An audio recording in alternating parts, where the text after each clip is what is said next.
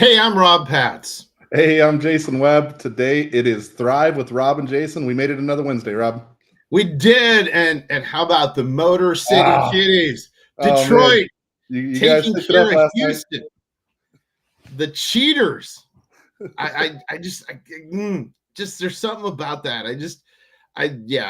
Being a Mariners fan, we cheer for anybody that beats Houston because they're cheaters. Hey, I'm if you ain't sorry if beating, you're you're from trying, right? Houston, and I have friends that are from Houston, and they're gonna freak out when they see this. They're gonna freak out when they see me wearing a Tigers. But hey, Uh, that's where the wife's from. You got to follow that, right? my wife, the interesting thing about this, and a lot of people don't know, my wife while she was in law school, she was a sports writer and covered the Tigers and also hockey and extreme sports back when the X Games were just starting. But so she was a Red Wings and a Tigers fan. If you go to her office, it's really kind of cool. Her office looks like a man cave. It is all like signed pictures with Stevie Eiserman and all of these kind of people that she has pictures. That and golf stuff because she covered golf, and so she's got like Phil Mickelson, all these guys. Oh yeah, well, see, and we've become really good friends, and one thing that we do have contention with is I'm a Colorado Avalanche fan, and she's a Detroit Red Wing fan, and the late '90s, early 2000s, that was a big rivalry. So it was, Sack, all those guys, man, that was some good times. And hopefully, and hockey being my background, of course, growing up in Minnesota, I grew up with hockey, and hopefully this year, the Red Wings are a little bit better than they were last year. We struggled. We were on the struggle bus for quite a bit of last year. Yeah, it's looking good again. So we're good with that. See how's Bo Picks coming? Hey, we won 10-9, Rob. A win is a win. Okay, a win is a win. We'll take it. You never thought you'd wish for Russell Wilson back, did you? No, I definitely do not want Russell Wilson back. Pittsburgh doesn't even want Russell Wilson. They moved on to Justin Fields. So, but hey, I do want to bring up the debate last night, right? We did the vice presidential debate. What were your thoughts, Rob? As a staunch JD Vance guy, of course, being from Ohio, yes. OH, for all those that are out there, I followed in. Yeah, he did an amazing job. I was super proud of him. I think he's like, he has just all the right things.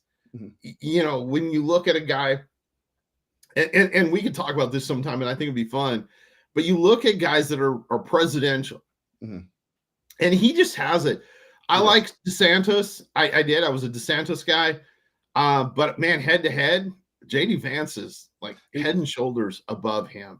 Yeah, he impressed me. And if you want to hear more of what our comments are on that, man, that's my Twitter handle down there. I was blowing that up, and we got Rob's as well. And you can hear some of our thoughts on the debate, or as we're going live with those things. So follow us on Twitter and both of those.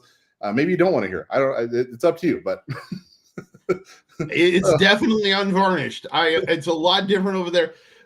And my wife gets scared at times. She's like, "Remember who you are," and I'm like, "Really? Yeah." We the filter is a little bit off there. I'll be honest with you. Yes, we still have our faith. Don't get me wrong. Our faith is centered to everything, but we are a little more unfiltered there. Yeah, something like that. Well, I get irritated over there, so it's so do I. And just the comments and things on there. I love Twitter. It's the fastest growing platform out there. The news and information goes so quick on there. I love it. But man. And I was watching this morning, Chris, being somebody that works a lot with social media and stuff like that.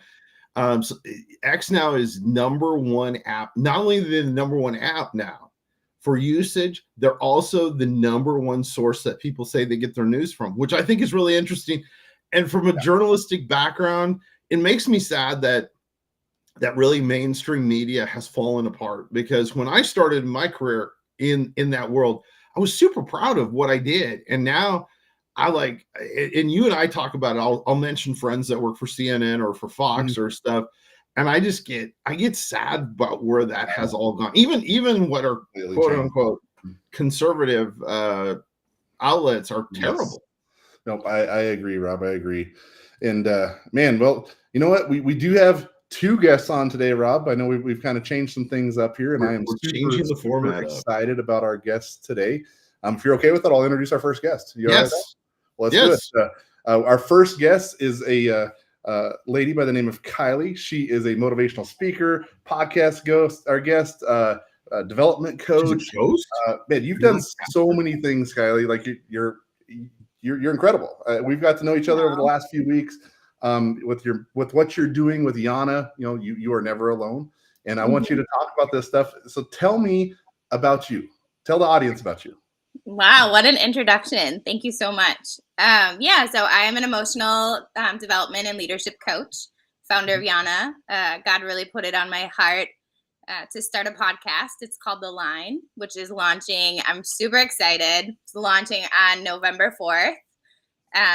What else? I wear many different hats, I'd say. One of my biggest is I'm also a mom. And so, yeah, I really am stepping 4 kids, right? But 4 kids. Yep.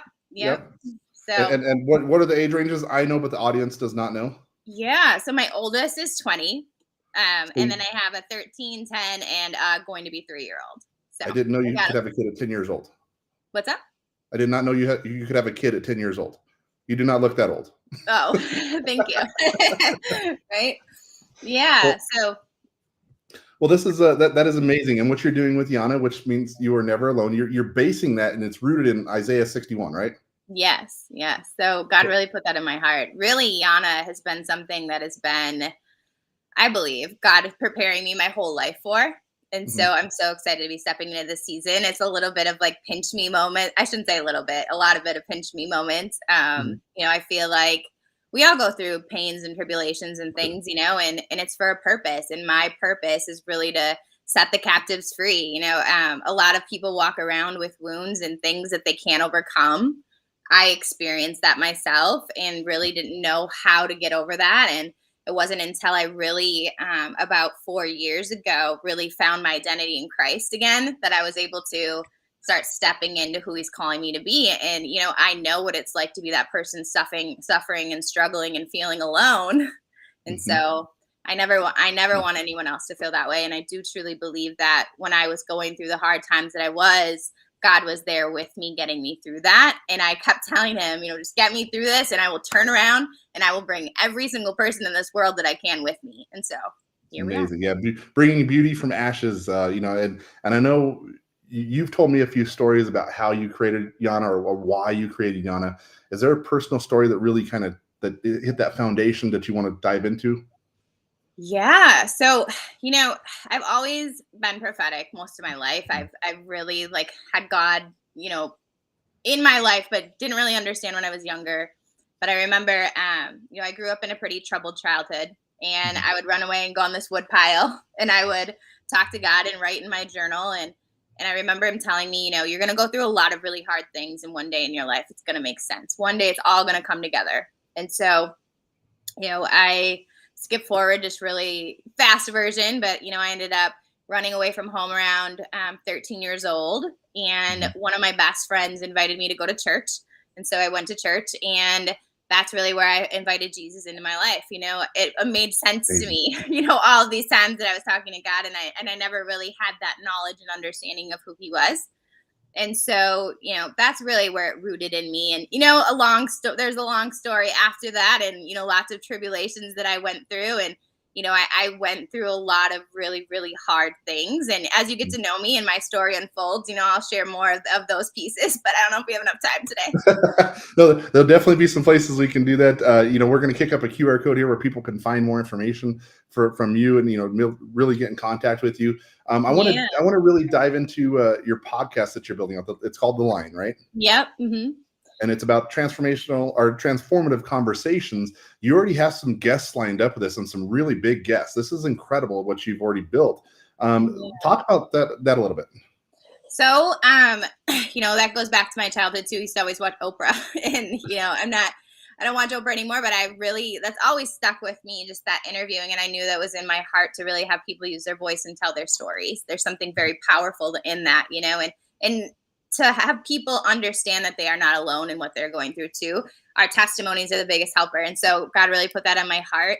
And so what I'm doing is, it's an accumulation of all these relationships that I've built slowly over time with people that are really actually like, good relationships that now God is using me to, allow them to come forward and tell their story, tell their testimony, what they went through and how they overcame it. Because we all are going through stuff, none of us are excluded from the hard times. And so it's really powerful what he's doing. I have a little bit of like imposter syndrome maybe doing this because some of the people that I have coming on are just so incredible. And I'm like, do I get to do this? But, I'm so grateful. And yeah, I'm excited to see where he's going to go. Completely a God thing, right? That we've talked about that journey as well. And that God just puts things in our lives that he hands us. So do you want to name a few of those guests? Do you want to throw those names out there?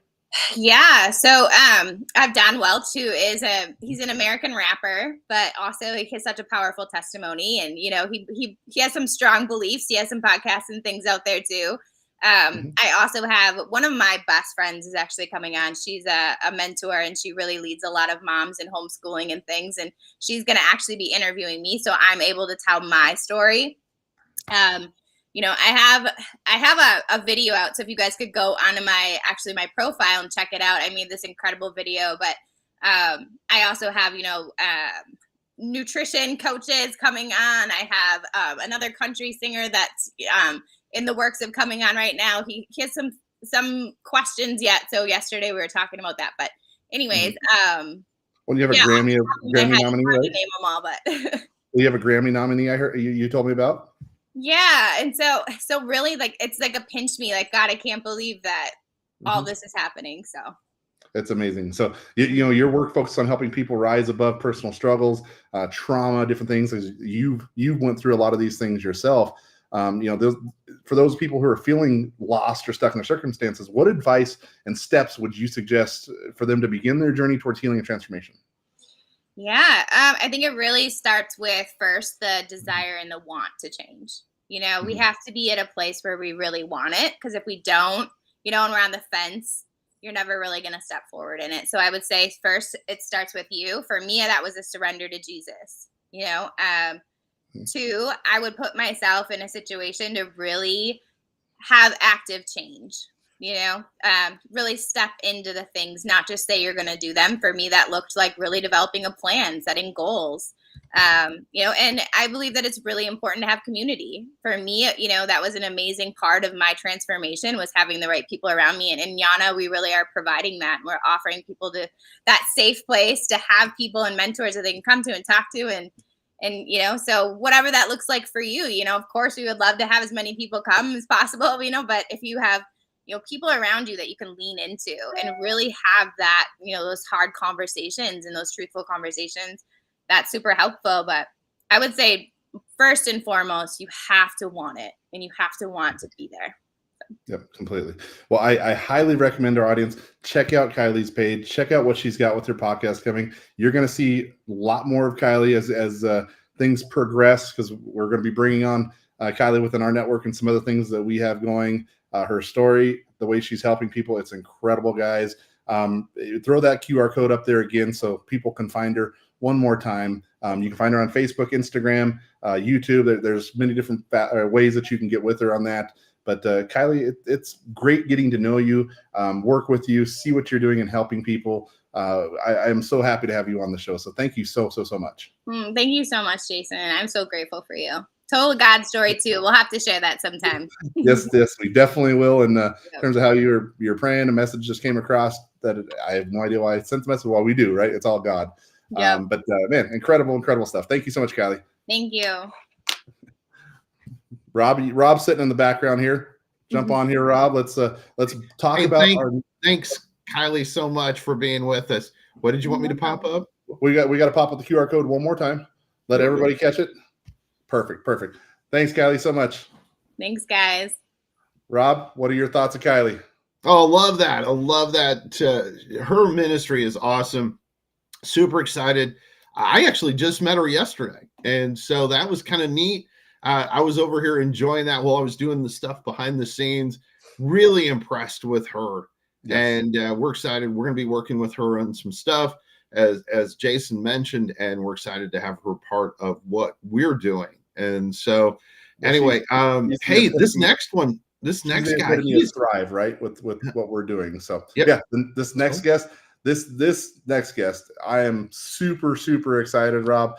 Talk about a dynamic leader, coach. Man, he's an ex-military. He's done a lot of different things in his world, and he's got an epic beard, right? He does. We were talking off air earlier about razors, and obviously he doesn't know anything about razors. Well, he does. He takes the hat off. Remember? Oh yeah.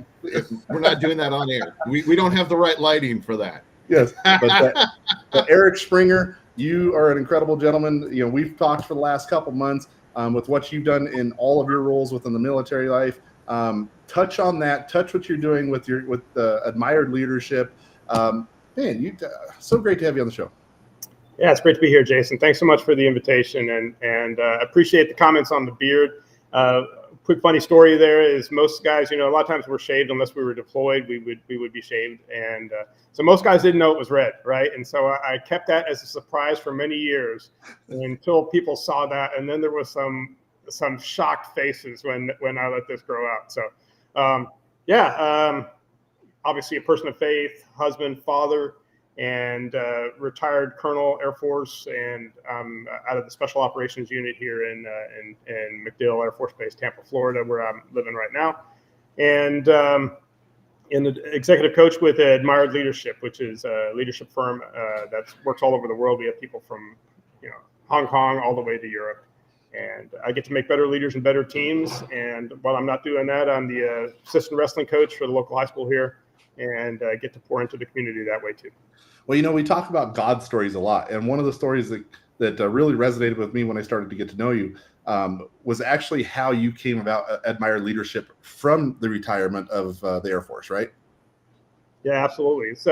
It's a powerful story, and I was reflecting on Paul's letter to the Ephesians, where he prays that they would know the height, the width, the length, and depth of God's love, and most of the time, I think we can only see a couple of those dimensions in real time, right? So imagine trying to explain what 4 dimensions looks like to somebody who can only see 2 dimensions.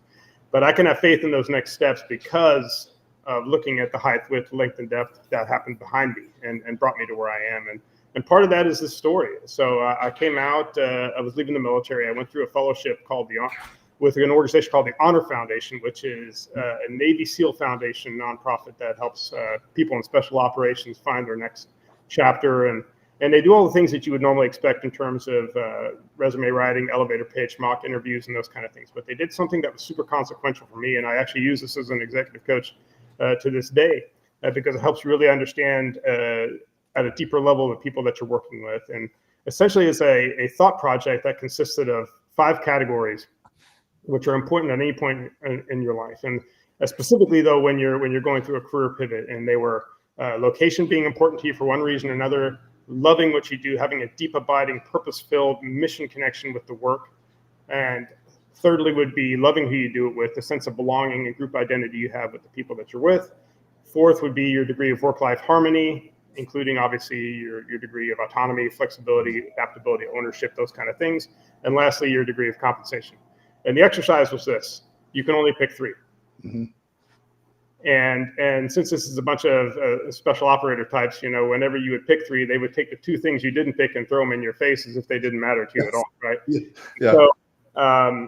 So I picked location, loving what I do and loving who I do it with, leaving behind work-life harmony and compensation. And so they're obviously like, oh, so basically you're willing to work like a dog and not get paid. You sound like a nonprofit guy. Why don't you sign up for the Red Cross and get out of here? And so I could see really quickly where this was going.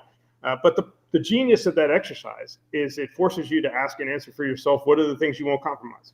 Mm-hmm.